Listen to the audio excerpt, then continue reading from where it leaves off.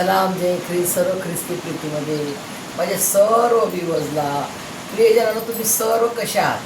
तुम्ही सर्व बरे आहात हा माझा विश्वास आहे. प्रियजनांनो, ज्या पवित्र पवित्र त्रेक एक परमेश्वराने मला सांभाळलेलं आहे, मला बरं केलेलं आहे, मला आरोग्य दिलेलं आहे, तर आपल्या सर्वांना तो आपला पवित्र पवित्र त्रेक एक परमेश्वर प्रभू येशू ख्रिस्त सांभाळतो.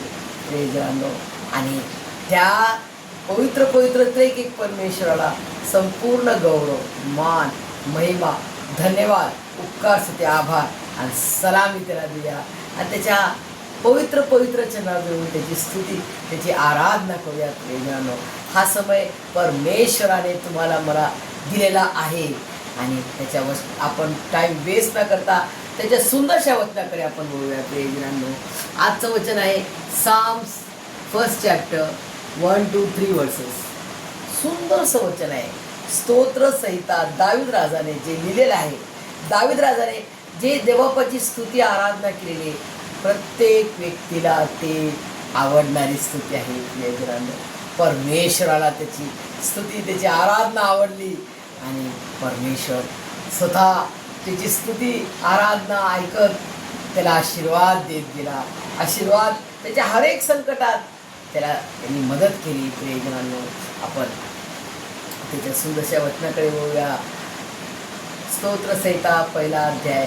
जो पुरुष दुर्जनांच्या मस्तकीने चालत नाही, पापी जनांच्या मार्गात उभा राहत नाही आणि निंदकाच्या बैठकीत बसत नाही, तर परमेश्वराच्या नियमशास्त्रात रमतो, त्याच्या नियमशास्त्राचे रात्रंदिवस मनन करतो, तो धन्य.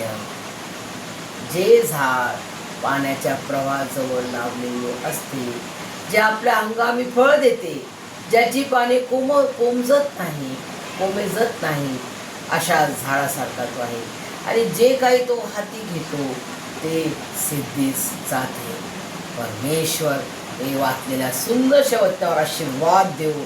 प्रियजनांनो, आपल्याला हे वचन काय सांगते आज याचं मनन करूया. प्रियजनांनो, आपण की जो पुरुष एक व्यक्ती आहे, हा जो पुरुष आहे, हा जो व्यक्ती आहे आणि हा जो व्यक्ती आहे तो दुर्जनाच्या मस्तकीने चालत नाही. दुर्जन काय सांगतात ते ऐकत नाही आणि त्या पापी जनांच्या मार्गात उभा राहत नाही, निंदकांच्या बैठकीत बसत नाही, तर परमेश्वराच्या नियमशास्त्रात रात्रंदिवस म्हणून करतो. रात्रंदिवस म्हणजे काय? रात्र नाही पाहत, दिवस पाहत नाही, तर देवाच्या पवित्र वचनात रमतो, त्याच्या वचनाचं मनन करतो. रमतो म्हणजे त्याला आवडते. रमणं म्हणजे काय?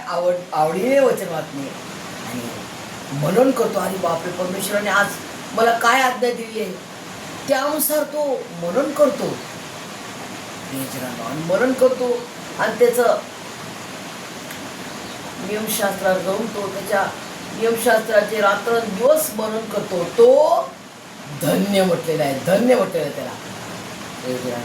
आणि तो कसा आहे? जे झाड पाण्याच्या प्रवाहाजवळ, पाण्याचा प्रवाह आहे, इकडे खूप सारं पाणी वाहू राहिले, खूप मोठी पाण्याचा प्रवाह आहे. प्रियजनांनो, पाण्याच्या प्रवाहाजवळ लावलेले आहे. जे झाड पाण्याच्या प्रवाहाजवळ लावलेले असते, जे आपल्या हंगामी फळ देते, फळ देऊ राहिलेलं आहे. बघा, हंगामी म्हणजे काय? हंगाम आला की मग फळं.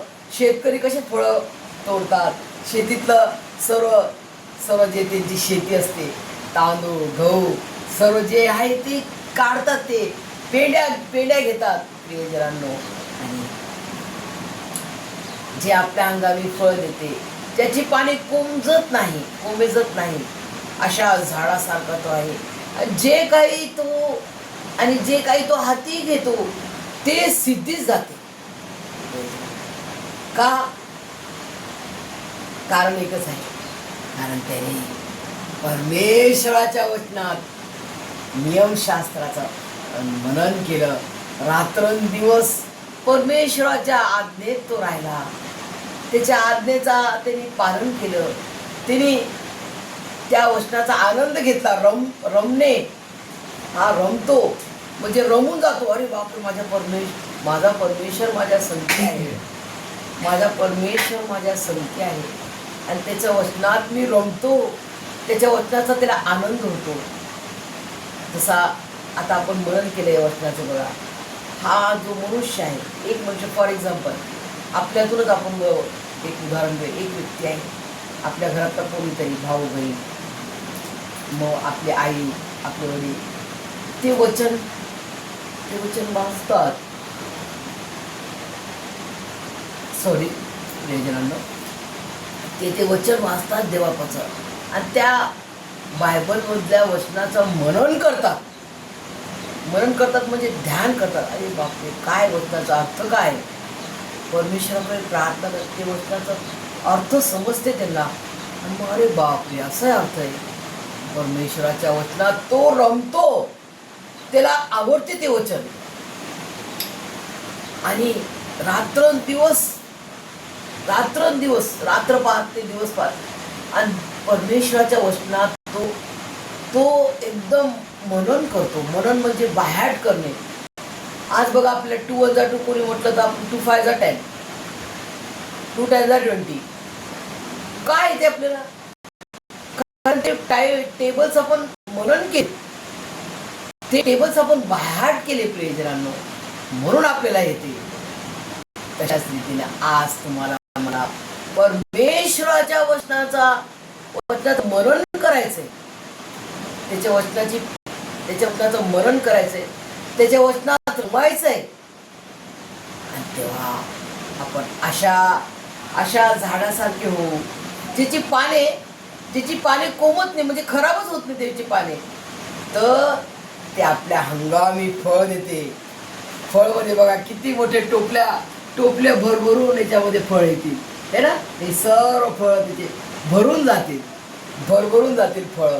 आणि ते जनांनो, आणि जे काही तो आपल्या हातात घेतो, जे काही तो काम आपल्या हातात घेईल, कोणतं पण काम असो, घरातलं असो, शेतीतलं असो, जॉब मधलं असो, हर एक कामामध्ये, हर एक काम परमेश्वर ते सिद्धीच नाही.